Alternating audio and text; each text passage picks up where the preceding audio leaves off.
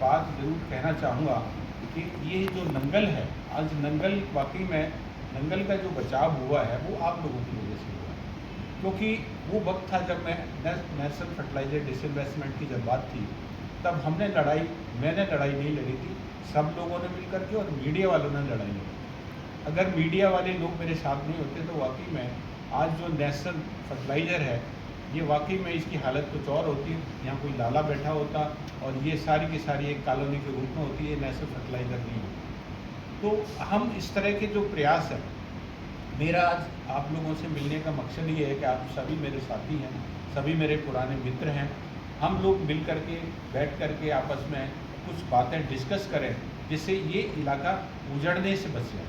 क्योंकि कहते हैं कि जब माँ का जब बच्चा रोता नहीं है तब तक माँ दूध नहीं पिलाती। तो जब तक यहाँ हलचल पैदा नहीं होगी तब तक इस इलाके का भला नहीं हो सकता।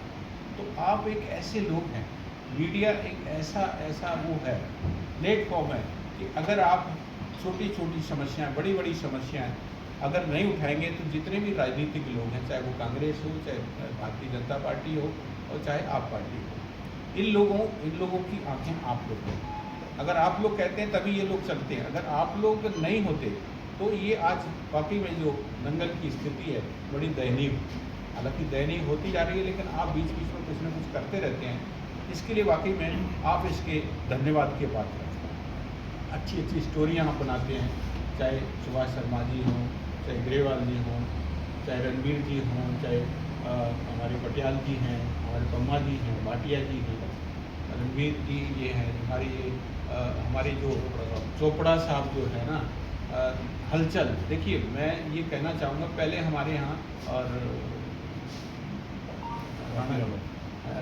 राकेश राणा जी हैं, अभी राणा जी, और मेरा मतलब है कि ये अब आजकल जो आपने हलचल पैदा कर दी, लाइव जो मीडिया जो है ये शुरू कर दिया।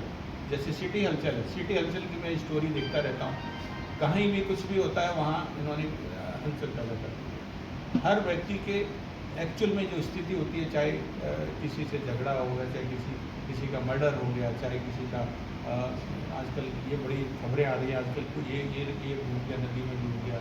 तो ये वाकई में जो हलचल पैदा हो रही है तो कौन कर रहा है? ये सिटी हलचल। इसके लिए मैं अशोक चोपड़ा जी को इसकी बधाई देता हूँ, क्योंकि ये वाकई में बहुत अच्छा काम कर रहे हैं। अशोक चोपड़ा जी, इनके बेटे जो है ये सारी की सारी टीम जो ये काम कर रही है। तो मैं समता आंदोलन की, जहाँ तक मेरा मकसद है, समता आंदोलन की बात मैं ज़रूर करना चाहूँगा। समता आंदोलन पूरे देश के अंदर एक ऐसा फ्रंट है जो नॉन पॉलिटिकल है, सोशल ऑर्गेनाइजेशन है। देखिए समाज के अंदर सिर्फ दो ही, बाबू जगजीवन ने एक बात कही थी कि समाज में सिर्फ दो ही बरादरी हैं, एक गरीब की और एक अमीर की, और ये अमीर और गरीब की खाई को ये ख़त्म करना है। ये कैसे हो सकती है? जब अमीर और गरीब दोनों मिलकर रहेंगे। क्योंकि आजकल धर्म और जाति में हर वर्ग बटा हुआ है। जितनी भी सोशल फ्रंट हैं कोई इस तरह की मोटो को लेकर नहीं चल रहे। समता आंदोलन ही पूरे देश के अंदर ऐसा है जो इस तरह की प्लानिंग करके चल रहा है कि समाज के अंदर जातिवाद, धर्म ये ख़त्म होना चाहिए।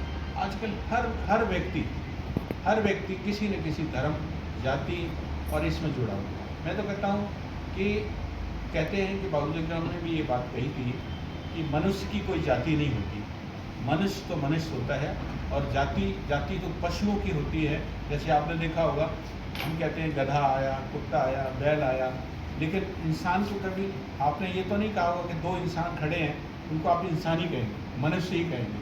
तो ये मनुष्य की बाकी में कोई जाति नहीं है। और बिरादरी दो हैं, एक अमीर की और एक गरीब की। तो हमने ये सब ने मिलकर, देखिए ये जो मुद्दा है समाज को एकता में लाने का, सामाजिक व्यवस्था को बनाने का, सिर्फ डॉक्टर आर्या ही अकेला नहीं कर सकता। मेरे साथ आप लोग भी जुड़े हुए हैं, आप भी मेरे समता आंदोलन के एक्टिव मेंबर हैं, क्योंकि आप मेरे साथ चलेंगे तो वाकई में जो व्यवस्था को ढंग से हम चला पाएंगे। तो तभी हो सकता है जब मीडिया के लोग मेरे साथ होंगे, और मीडिया के लोग भी दिल के साथ चलेंगे। जैसे मैं सीनियर हमारे गुरप्रीत ग्रेवाल जी हैं, बहुत सीनियर हमारे समता आंदोलन के, ये हमारे साथ ग्वालियर गए, पता नहीं कहाँ, दिल्ली कितनी बार गए। ऐसे लोगों से मिलते थे वहाँ पर। जब मीरा कुमार जो 6 कृष्ण मेनन रोड है ना, जहाँ पर बाबू जगजीवन राम जी 50 साल रहे, तो अब आजकल उसको मेमोरियल बना दिया। तो वहाँ पर ऐसे ऐसे लोग आते थे जिनकी बड़ी बड़ी समस्याएं होती थी, और बाबू जगजीवन राम जी के बारे में कहावत है कि वो जो है अपना जो लुंगी और बनियान पहन करके उसके अंदर बैठ जाते थे, और किसी की भी समस्या होती थी उसी टाइम लेटर हेड पे उनकी समस्या को लिखते थे और उसी टाइम फ़ोन करते थे कि भाई ये काम करिए। तो ऐसे महान व्यक्ति जो बाबू जगजीवन राम जी को हम याद कर रहे हैं। अभी 6 जुलाई को उनकी पुण्यतिथि भी है। सुभाष जी ने आज उसमें खबर भी लगाई है, आप लोग भी अक्सर लगाते रहते हैं, बाबूजी के बारे में लिखते रहते हैं। तो बाबूजी एक व्यक्ति नहीं थे, एक अपने आप में एक संस्था थे।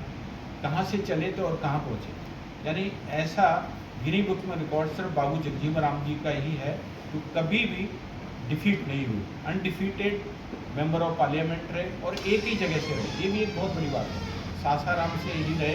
तो ऐसे महान व्यक्ति को हम लोग उनके पद चिन्हों पर चल करके उनकी आइडियोलॉजी को लेकर के हम देश के अंदर, समाज के अंदर चला रहे हैं, जिससे हमारे अंदर जो विषमता पैदा हो रही है उसको ख़त्म की जाए और अच्छे काम करें। क्योंकि मैं मेडिकल प्रोफेशन से हूँ, तो मेरी ये कोशिश रहती है कि हम कहते हैं कि पहले काया फिर माया। अगर समाज के अंदर आप स्वस्थ हैं तो आप बाकी के काम कर सकते हैं। तो काया है ठीक, तभी माया का आप सदुपयोग कर सकते हैं। तो हमारी ये कोशिश रहती है कि हम जगह जगह जाकर के फ्री मेडिकल कैंप्स ऑर्गेनाइज करें, लोगों के बीच में जाएं और लोगों की समस्याएं सुनें, लोगों की जो छोटी छोटी बीमारियां हैं, क्योंकि छोटी छोटी बीमारियां ही बड़ी बीमारी बन जाती हैं। आजकल आपने देखा होगा कि कैंसर एक बहुत ही भयानक बीमारी है,